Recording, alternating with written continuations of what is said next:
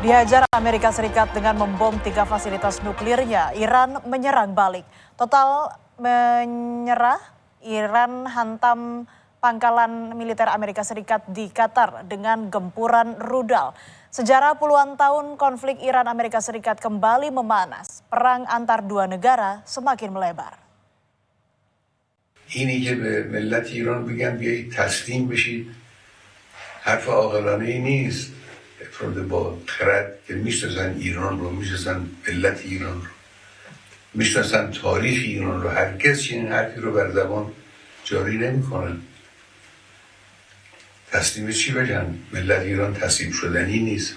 آمریکا در این قضیه 100% به ضرر اوست. اونچه که او در این زمینه ضربه خواهد خورد به مراتب بیشتر است از اونچه که ایران ممکنه صدمه بخوره.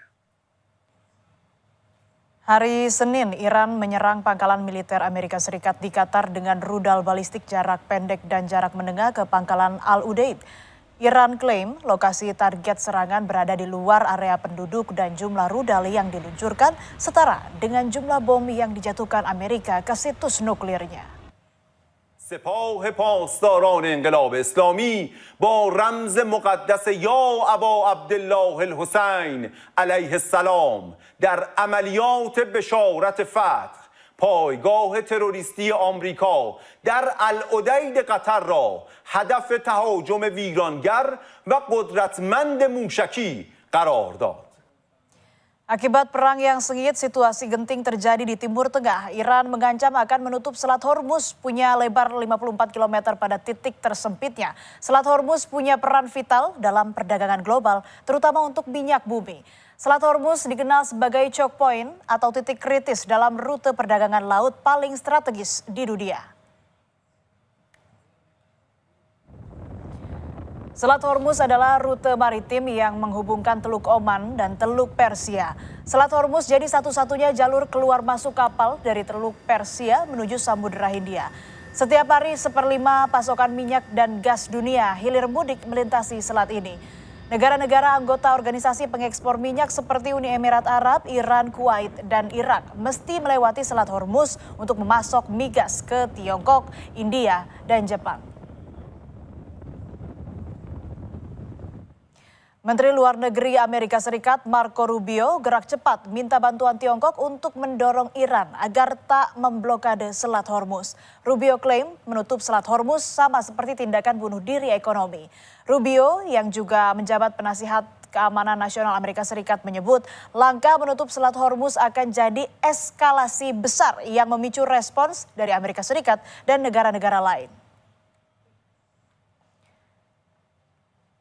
Kalau memang benar Selat Hormuz akan ditutup Iran, seluruh dunia merasakan dampaknya. Ketidakpastian ekonomi global bakal terjadi. Gelombang kejut ke pasar energi dunia yang memicu lonjakan tajam harga minyak mentah jelas tak terelakkan.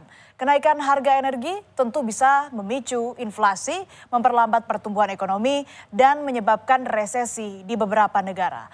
Gubernur Lembaga Ketahanan Nasional Republik Indonesia Aceh Hasan Syazili menilai jika benar terjadi penutupan Selat Hormuz oleh Iran, Indonesia bakal kena imbasnya. Pasti ini akan mempengaruhi juga terhadap situasi harga minyak dunia. Karena kita tahu bahwa Selat Hormuz merupakan salah satu di antara lintasan perdagangan rantai pasok global, terutama harga minyak dunia yang saat ini sudah kita ketahui bersama sudah mulai merangkak naik. Perlu kami sampaikan kepada para kepala daerah agar kepala daerah memiliki kewaspadaan, kewaspadaan nasional, agar mereka membuat berbagai kebijakan-kebijakan yang tepat. Dalam pidatonya di Gedung Putih, Presiden Amerika Serikat Donald Trump menyebut keputusan Amerika Serikat menyerang Iran sudah dipertimbangkan sebelumnya. Trump menegaskan serangan mendatang terhadap Iran akan jauh lebih besar jika tak ada kesepakatan damai. Melalui operasi Midnight Hammer, Amerika Serikat klaim menghancurkan fasilitas nuklir Iran yakni Fordo, Natanz, dan Isfahan. melibatkan 125 pesawat militer Amerika Serikat termasuk pesawat pengeboman siluman B-2. Dari rekaman drone, kerusakan bangunan fasilitas nuklir terjadi di Isfahan, Iran. Serangan menyasar fasilitas nuklir Iran menandakan keterlibatan Amerika Serikat dalam perang Iran-Israel. Agresi ini menuai protes saat menyerang fasilitas nuklir Iran. Amerika Serikat mengerahkan kekuatan militer paling mutakhir, yakni pesawat pengebom siluman B-2 Spirit dan puluhan rudal Tomahawk. Pesawat B-2 Spirit adalah pesawat pengebom jarak jauh dan punya kemampuan menembus pertahanan udara musuh. Di bagian perut pesawat B-2 Spirit mampu membawa berbagai jenis bom, baik konvensional maupun nuklir, serta peluru kendali udara permukaan hingga lebih dari 20 ton. Dalam penyerangan situs nuklir Iran, pesawat B-2 Spirit membawa bom GBU-57A/B. Bom ini berbobot 30.000 pon yang dikenal sebagai penghancur bunker. Bom ini diyakini sebagai satu-satunya senjata yang mampu mencapai fasilitas yang terkubur dalam. Pesawat B-2 Spirit dioperasikan secara eksklusif oleh Angkatan Udara Amerika Serikat karena teknologi tingginya yang sensitif dan rahasia.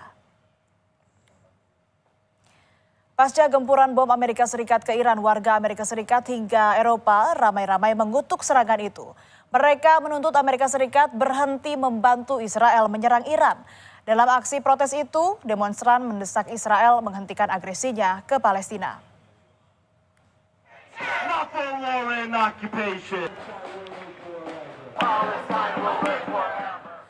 Keputusan Donald Trump menyerang Iran memicu gelombang protes di Amerika Serikat. Warga menilai aksi militer justru tak membawa perdamaian, melainkan memperparah ketegangan regional. Serangan ini hanya akan menciptakan siklus balas dendam dan kekerasan berkepanjangan.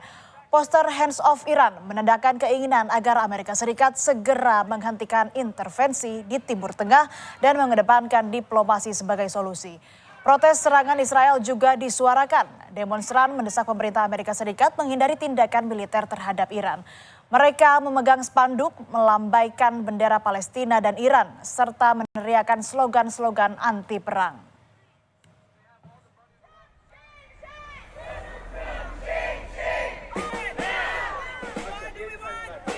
Unjuk rasa mengecam serangan Israel dan Amerika Serikat ke Iran juga berlangsung di London, Inggris. Mereka menuntut pemerintah Inggris menyetop dukungannya pada Amerika Serikat dalam peperangan ini. Serangan terhadap fasilitas nuklir Iran sangat beresiko ke warga sipil, sebab radiasi nuklir yang bocor dapat membahayakan keselamatan. Di Iran, ratusan warga berkumpul dalam aksi unjuk rasa di Teheran. Presiden Iran, Masoud Pezeshkian, ikut dalam aksi yang berlangsung usai serangan Amerika terhadap fasilitas nuklir Iran. Presiden Iran berjalan di antara warga yang meneriakan balas dendam sebagai seruan kepada pemerintah untuk merespons dengan tegas tindakan Amerika Serikat yang menyerang Iran. Melalui platform Truth Social, Presiden Amerika Serikat Donald Trump mengumumkan gencatan senjata kedua antara Iran dan Israel. Trump klaim berhasil menengahi kesepakatan gencatan senjata melalui jalinan komunikasi dengan Perdana Menteri Israel dan pejabat Iran.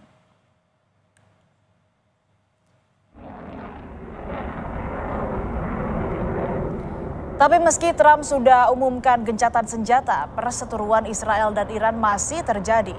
Korps Garda Revolusi Iran mengumumkan peluncuran rudal Khaybar Shekan ke Israel dalam gelombang serangan ke-20 dari Operation True Promise. Media Israel menyebut 27 orang terluka setelah 30 rudal Iran menghantam Tel Aviv, Haifa, dan Nes Ziona. Israel pun masih menghantam Iran. Militer Israel merilis video yang memperlihatkan serangan ke-6 bandara di Iran. Pasukan Pertahanan Israel atau IDF menyebut serangan menargetkan landasan pacu, hanggar bawah tanah, dan juga pusat pengisian bahan bakar. Sejumlah pesawat tempur Iran seperti F-14, F-5, dan AH-1 serta helikopter Iran dilaporkan hancur. Militer Israel juga merilis video yang diklaimnya sebagai serangan fasilitas rudal di daerah sekitar Yaz, Iran. Angkatan Udara Israel menerbangkan jet tempur sejauh 2.200 km dari Israel untuk menyerang lokasi itu.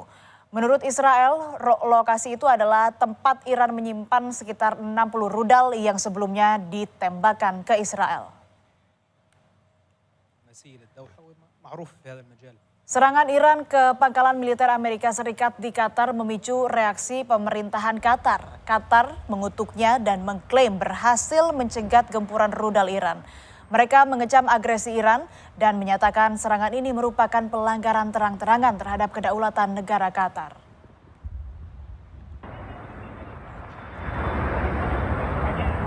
Jual beli serangan antara Israel dan Iran masih terjadi.